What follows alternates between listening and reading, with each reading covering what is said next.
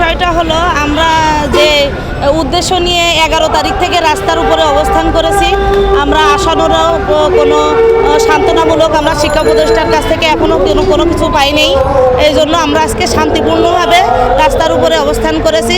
আমরা আজকে আশা প্রার্থী যে আমরা কোনো গোলযোগ করব না ইনশাল্লাহ, কিন্তু শিক্ষা উপদেষ্টা আমাদের সাথে একটা সান্ত্বনামূলক কোনো কিছু উপহার দিবেন আর কি। আমি নিজেই আহত হয়েছি স্যার, আমি নিজে আহত হয়েছি। এই যে আমাদের উপরে আমরা যে অবস্থান করছিলাম এখানে পুলিশ আমাদের উপরে ধাওয়া করছিল, মানে পর্যায়ে পর্যায়ে আর কি ধাওয়া পাল্টা দেওয়া হয়েছিল।